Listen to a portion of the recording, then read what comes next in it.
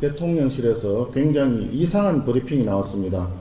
잃어버린 23시간 관련해서 세종시의 재난 컨트롤 타워가 작동하지 않았다면서 책임을 묻겠다라고 합니다.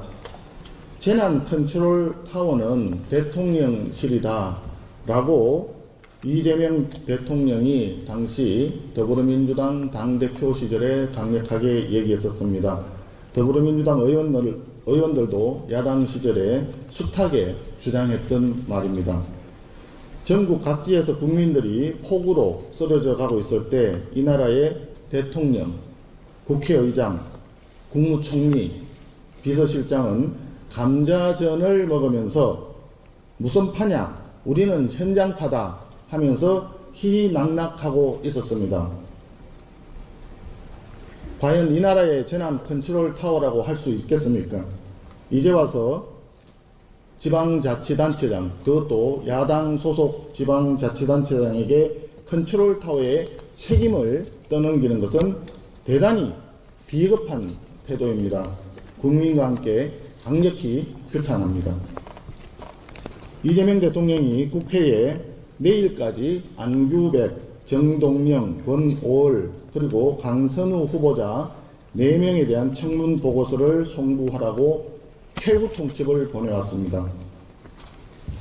국민을 우습게 보는 임명 강행입니다. 입법권을 남용하는 의회 독재를 넘어 인사권을 남용하는 행정 독재가 시작이 되었습니다.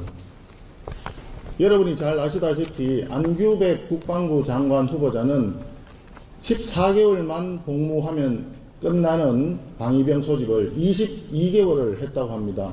속 시원한 해명은 되지 않았습니다. 병적 증명서만 제출하면 깔끔하게 국민적인 의혹을 해소할 수 있는데 끝까지 병적 증명서를 제출을 하지 않았습니다. 지금까지 유사일에 국방부 장관이 자기의 병적 증명서를 제시하지 못한 사례는 처음입니다. 50만 대군을 이끌게 될 국방부 장관으로서 도저히 이해할 수 없는 국민 눈높이에 맞지 않는 처신을 한 것입니다. 자격 미달이라고 생각합니다.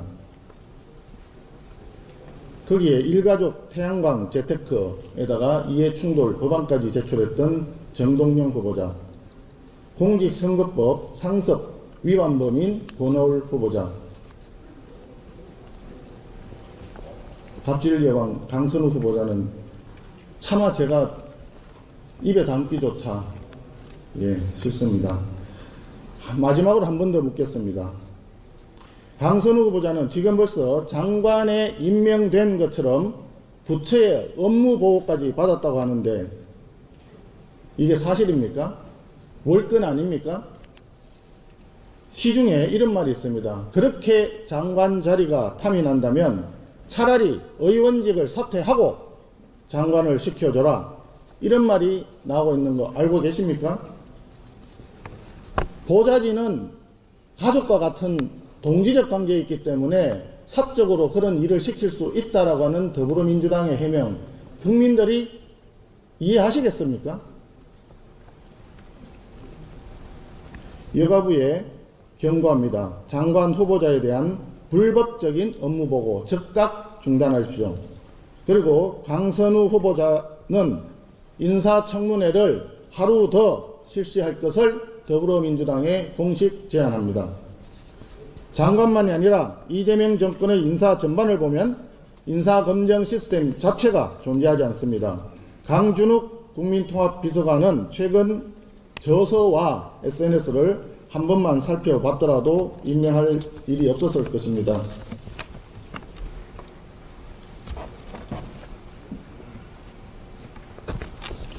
최동석 인사처장은 정체불명의 1인 연구소를 직함으로 삼아서 살아온 막말 유튜버에 불과합니다. 박원순 서울시장 성추행 사건을 기획된 사건이라고 주장하고 이재명 대통령을 하늘이 낸 사람이라며 아부를 늘어놓는 막말 인사에게 인사혁신을 시킨다는 게 말이 되겠습니까?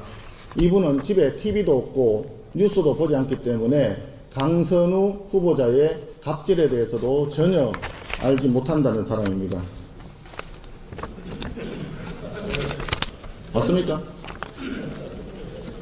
안규백 국방부 장관 후보자 병적 증명서라고 제가 말씀드렸는데 자세한 병적 자료를 제가 말씀드린 것입니다.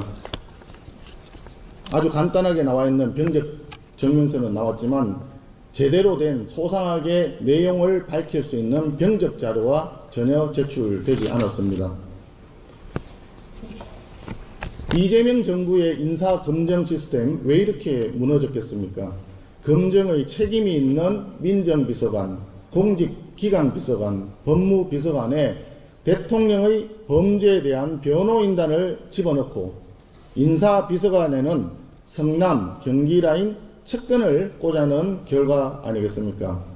이재명 대통령에게 진심으로 조언합니다. 물소대 작전 운운하지 말고 국민의 눈높이에 맞는 사람을 등용하는 인사 시스템을 바로 세우기 바랍니다. 그렇지 않으면 국민의 분노가 이재명 정권을 향해서 물소대처럼 달려드는 것은 시간 문제가 될 것입니다. 감사합니다. 지금부터 회의를 비공개로 진행하겠습니다.